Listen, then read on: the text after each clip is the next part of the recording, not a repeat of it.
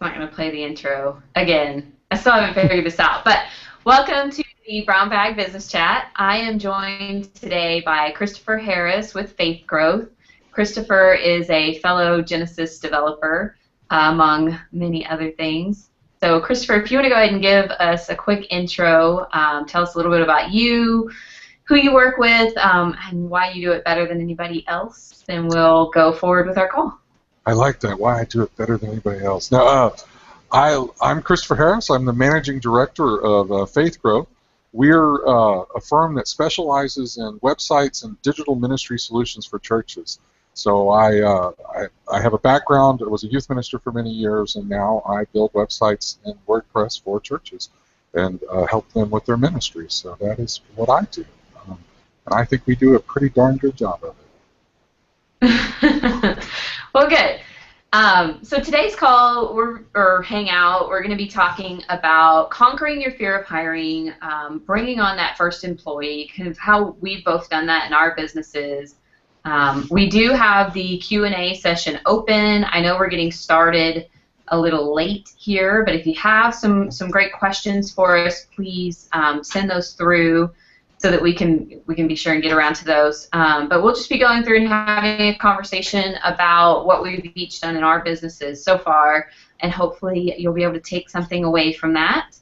So I'm going to kick this off, Christopher, by asking you, like I mentioned, a lot of people are afraid of the hiring process, the thought of having someone else on the payroll, someone else to take care of. So for you, what kind of fears or reservations did you have just that kept you from ever bringing someone on to help you out in your business? Well, I had several. One was simply I wanted to make sure that I could always make payroll. If I was going to commit to hire someone, I wanted to make sure. And so I was nervous, as we were growing, would I always have, financially, have the income coming in? The second thing was just simply I was scared, who would I be, how would I be as a manager? I guess really it was a fear of what if they knew more than me, which truthfully isn't a bad thing, but it still made me nervous. And then and I would say probably my third fear was just I was wanting to develop great systems that they could come in and just easily work and understand the system. And I thought that I had to have that system perfected, if you will, before I brought somebody else in. Instead of bringing them in to help me make the system. And so those were my big fears when I was getting started. And I'll even say that I waited too long to hire and probably kept my stress levels much higher than they should have been. But those were my fears specifically. Yeah, I think I was definitely in a very similar situation, especially, you feel a lot of pressure bringing someone on. You got to make sure you can pay them every week and take care of your commitments to them. So that's definitely scary. And I like that you mentioned that they might know more than you, because that's something that I think, especially earlier on in my career, it was really intimidating to think of someone might know more than I do about something. But now I'm like, oh, you know more about this? Come work with me.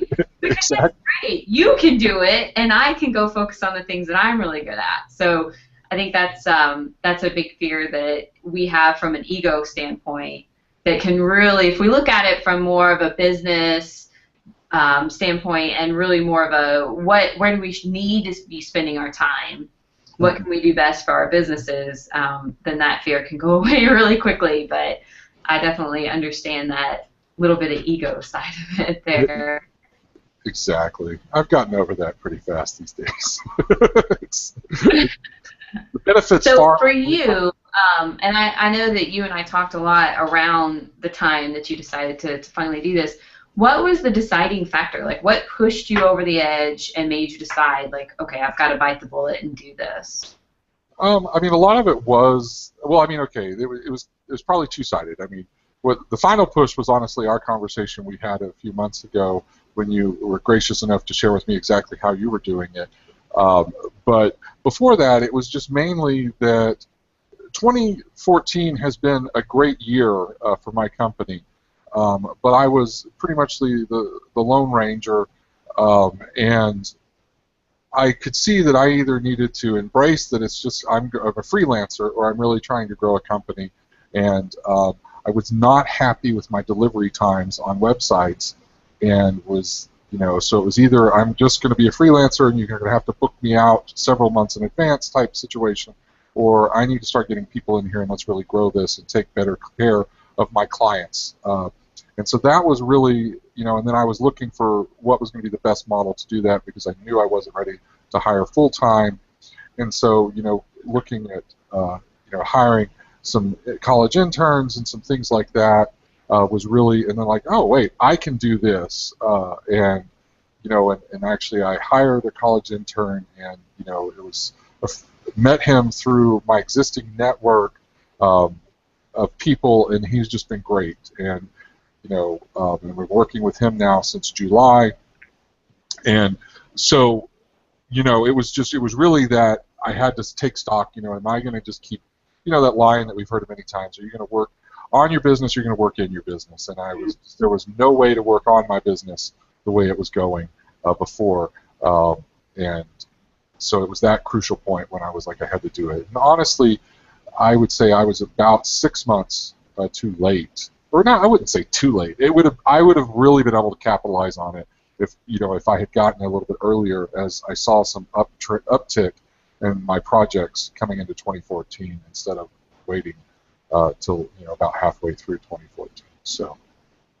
Yeah, definitely. I think for me it was very similar situation. I kind of found myself, there were certain things that I needed to do for clients that just weren't.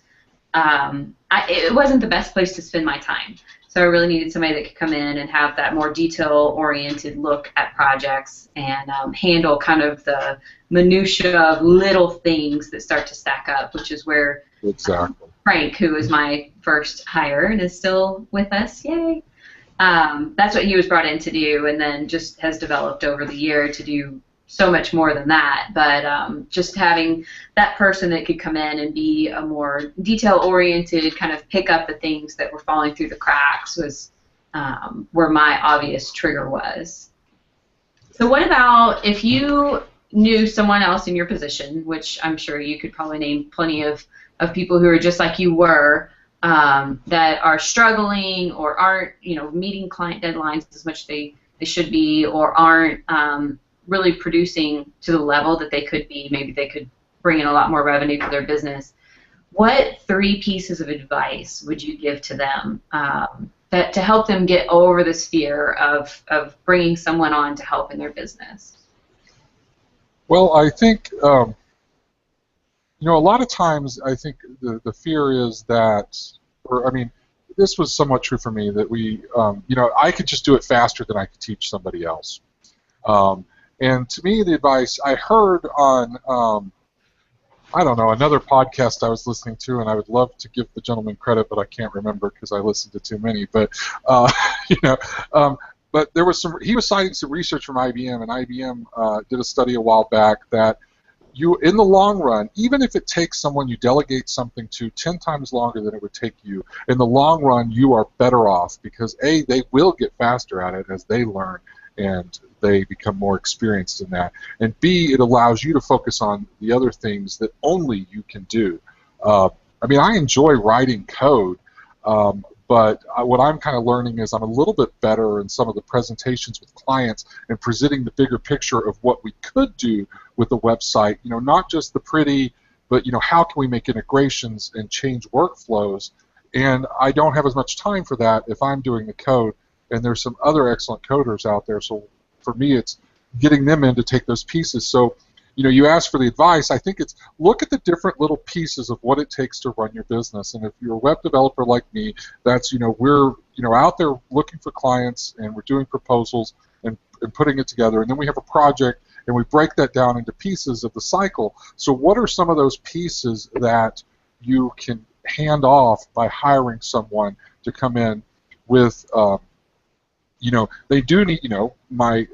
Jacob is the gentleman that he's a student at UT Austin that works for me. he had to have the coding skills, but he doesn't have to worry about acquiring the clients. He doesn't worry about the project management. We have a meeting once a week, and I outline what task I need him to do. And we had that call actually at 11 o'clock today. So, I was telling him we need to implement search on this website. So we went through what he's going to do, and that's what he'll do for the rest of the week. And he checks in with me via Google Hangout when he has questions or problems, and so I just hand off to him the pieces that I always already, I made a project scope, if you will, and I always knew what those pieces were. But before, I was just doing it myself, and so I hand that off to him. We're still learning the best ways to communicate and how to give him more responsibility, but that grows into that. We've been working together now since July, and I can hand more and more off to him as he learns my system, because that's the company. We have the system, and then he learns that system, and then I can hand more and more off to him. But I mean, for me, I guess the advice of really taking it and being able to implement is that you look at the different areas of your business, and what are those small chunks that you can hand off and support somebody in that, and then you're handing off more and more chunks, and hopefully growing business and hiring more people. But the worst thing you can probably do is just hire somebody and say, I need somebody to just do this. You kind of have to hand it off in chunks. Not overwhelm them. Yeah, exactly. One of the things that you mentioned that was one of your fears was not having the systems in place before you brought someone on. How important did that really end up being, once you brought him into your business? Did it matter as much as you thought it would? Not as much. I mean, especially since he is a part-time employee, and so I don't have to give him 40 hours of work a week. But even if it was a full-time employee, because we would have just spent more time developing those systems faster. So there was client work that needed to be done. So I was able to give him specific concepts, and as I'm building out what that system is. For the long term, we're kind of building that project by project and piece by piece by documenting, how do we do this? So we have a document, if you will, that is a standard operating procedure. And so, honestly, that's being easier to document while I'm assigning pieces to him, and as opposed to, me just sitting down trying to document what I normally do every time. I'm definitely not even to the place that I want to be with that. So it used to be this big roadblock, and here I am after hiring, actually hired a second employee just about 2 weeks ago, and she's going to help us with project management. And her task, though, is a lot of it will be documenting some of this specific stuff. These procedures, so that we have them. For posterity. So that's kind of after I've just hopped in. It's like, I can get somebody to help with this and this. You found another area of your business, one of those little chunks that needs to be done, but it's not the best place to spend your time. So you brought on another person. Is that another intern or a contractor? She is a contractor.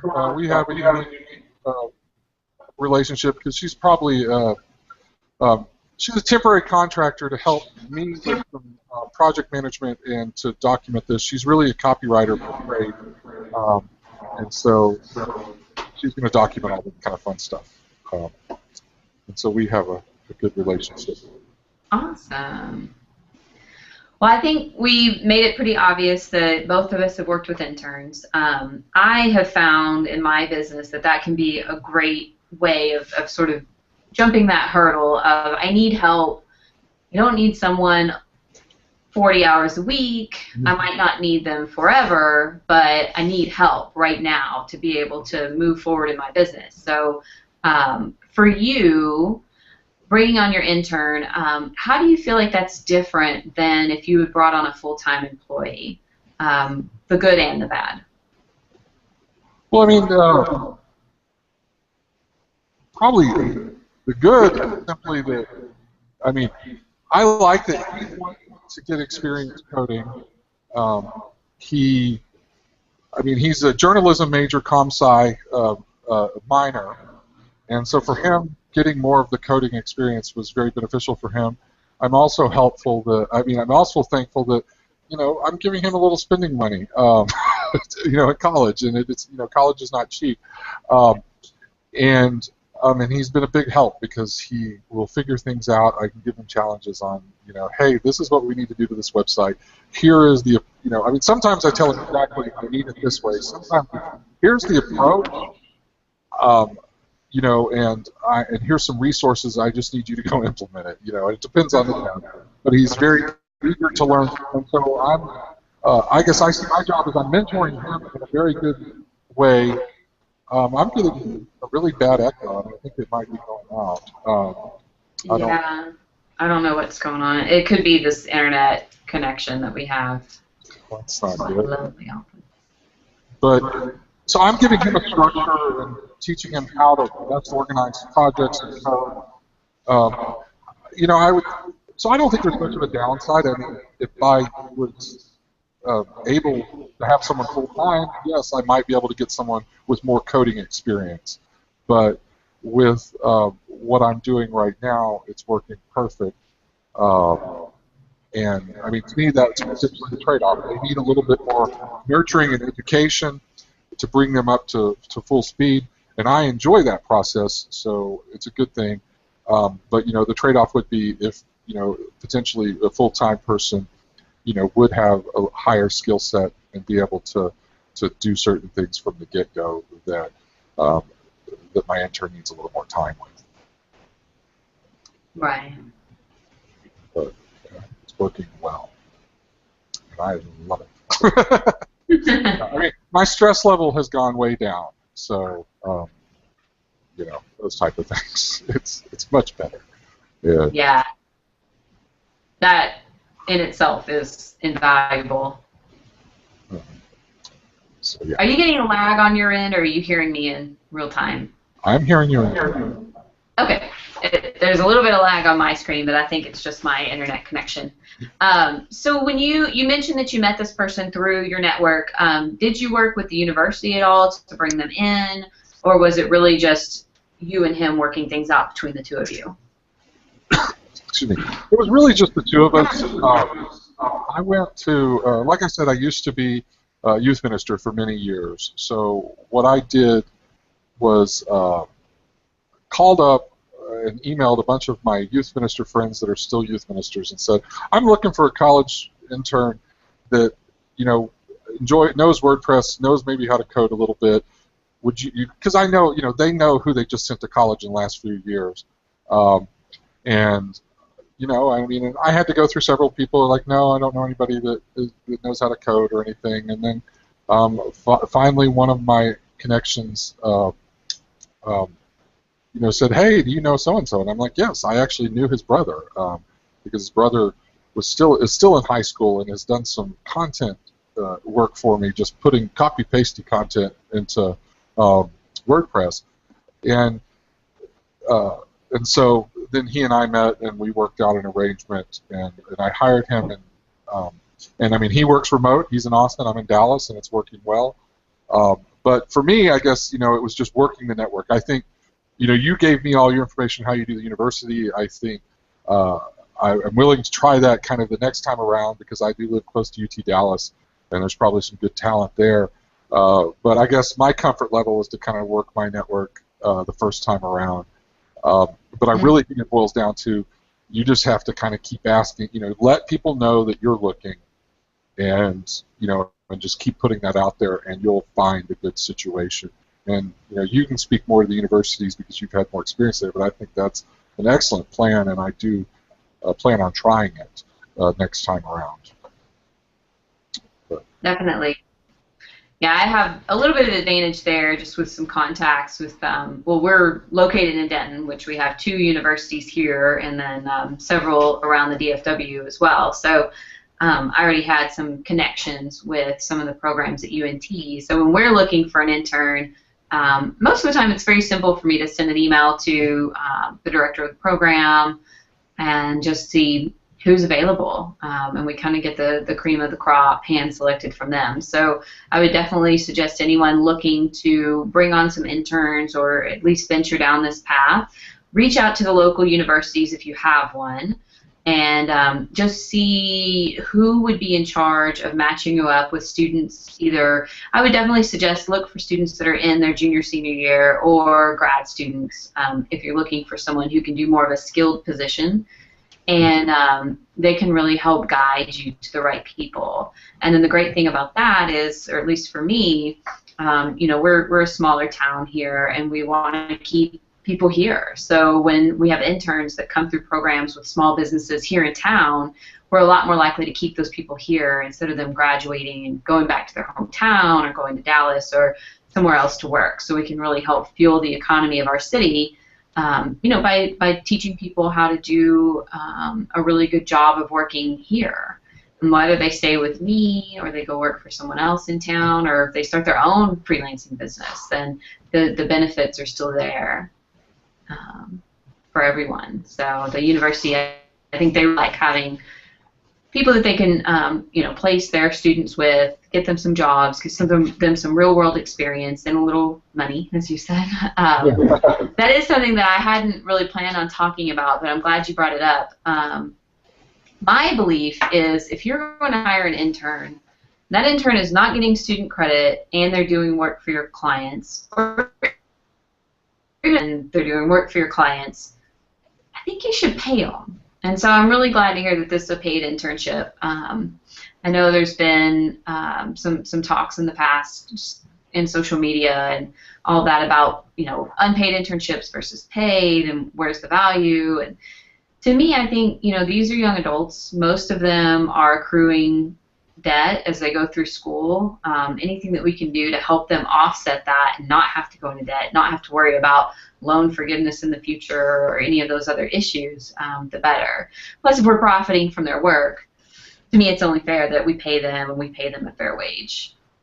I totally agree. I'm not a fan of the unpaid internship. So. No, I don't think I would have ever accepted one when I was in school, so I don't expect anybody to do that for me. So. Exactly. Yeah. So. One thing that I am big on, and you touched on this previously, is hiring people that are better than you at their job. And that's something that you mentioned is kind of a fear for some people, and it's got that ego thing tied to it. But when I realized, you know, several years ago in my career that it's actually a lot easier to work with people who are better than you, it definitely opens some doors. But when we're talking about interns, it's a little bit different because usually they're not going to be better writers, better designers, better coders, better at whatever it is that we do. So how do you feel about the intern that you've been working with? Skills does he bring to the table that really go above and beyond what you yourself can do or want to do that help to expand on your business? Well, I think, I mean, for me, you know, because I am the one that is responsible for every aspect of the business, it allowed me to spend a little bit less time deep in the code, and on some of the other areas of the business, you know, had two big proposals that I presented last week. You know, was able to get those prepared in front of my potential new clients much faster, while still servicing my current clients. And so, you know, for me, I don't know that. I mean, and in some way, you know, there's certain areas of the code he definitely codes better than me, and in some areas I probably am still more advanced than him. But that, hey, there's something happening for my current clients every day, and I'm able to work on other areas of the business for 4 hours each day.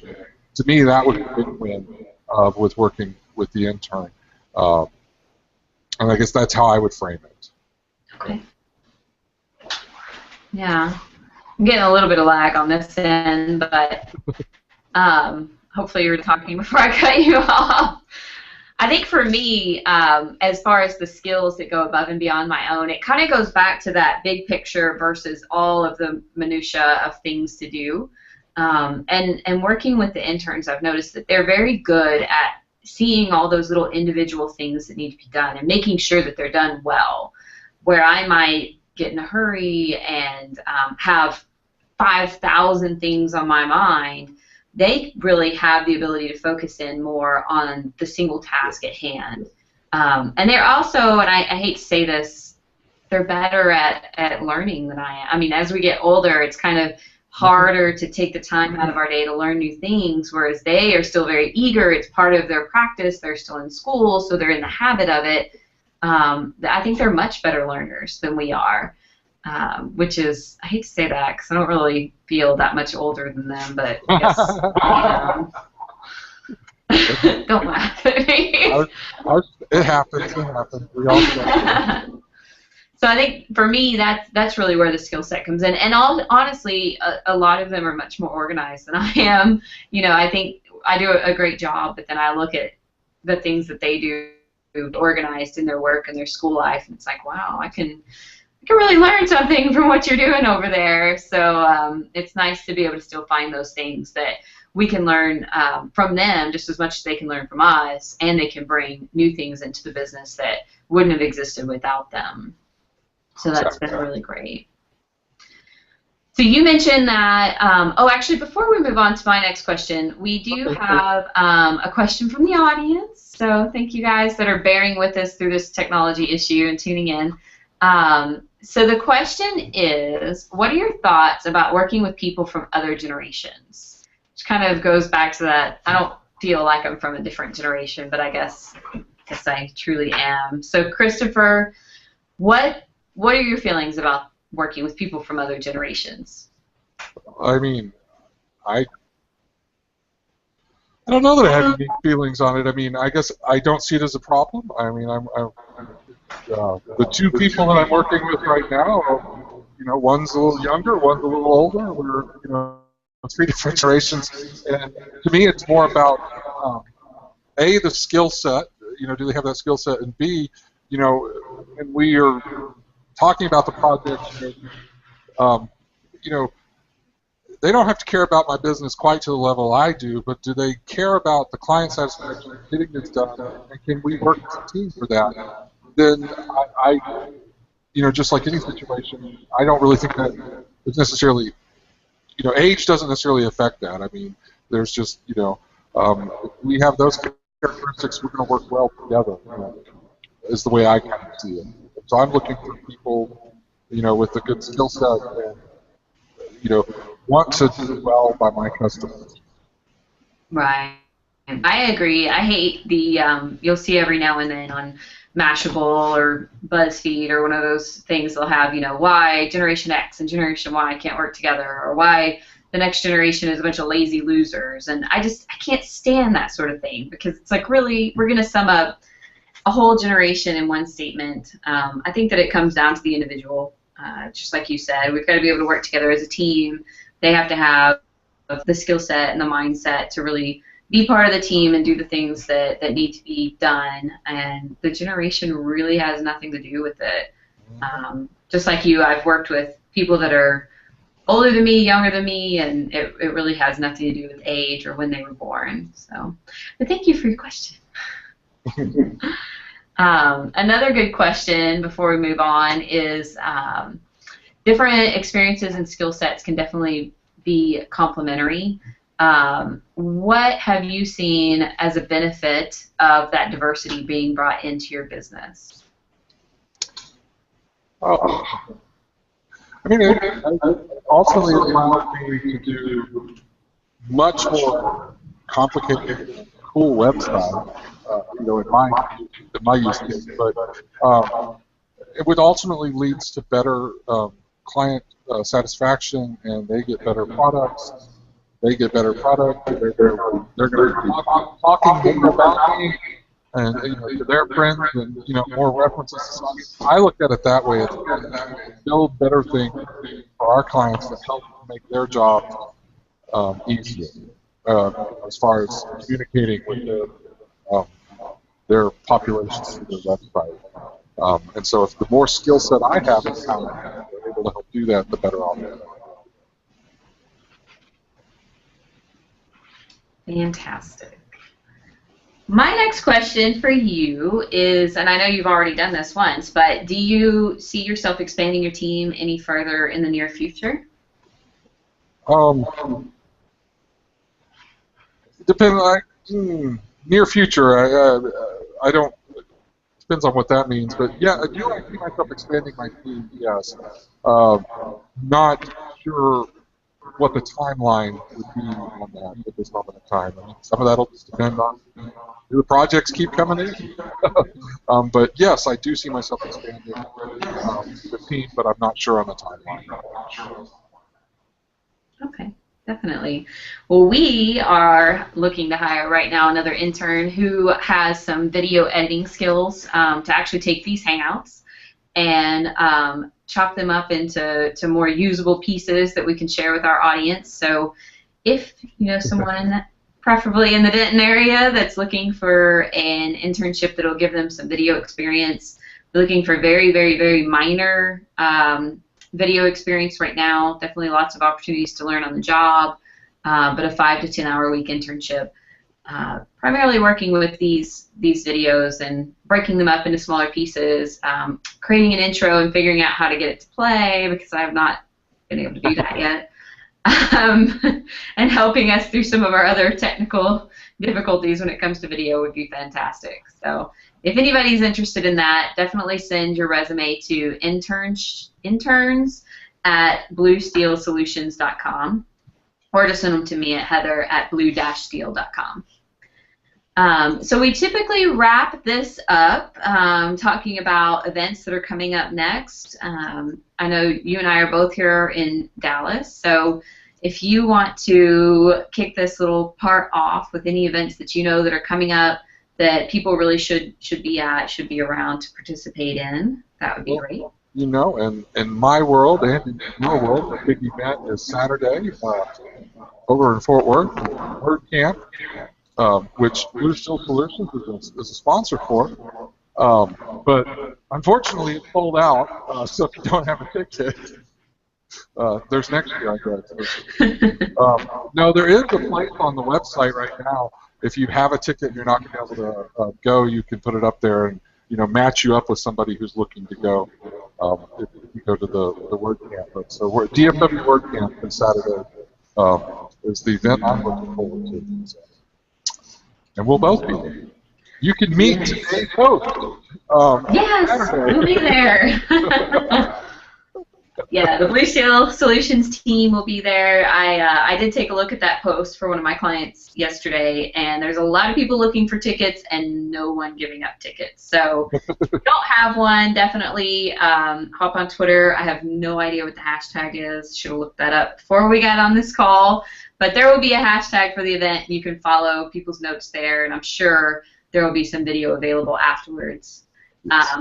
For those here in Denton looking to do some networking and get involved with some local things, we do have next Friday, there is a new member orientation for the Chamber of Commerce.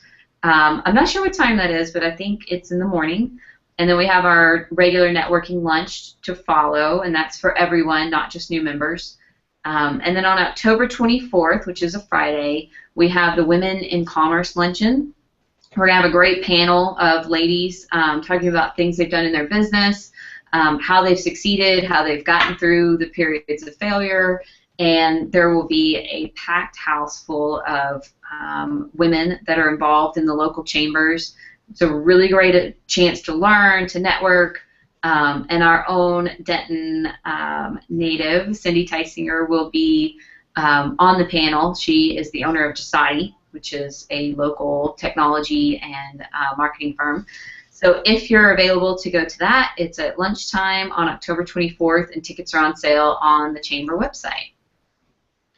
So my last thing here, normally we have Nick to run this, but we're having serious technical issues today, and we just could not get him on. But our next Brown Bag Business Chat will be with Jamie Mays from ImageWorks. And we're going to be talking about how to set and manage boundaries in your business. So with clients, and then also just, I think Chris is going to be watching.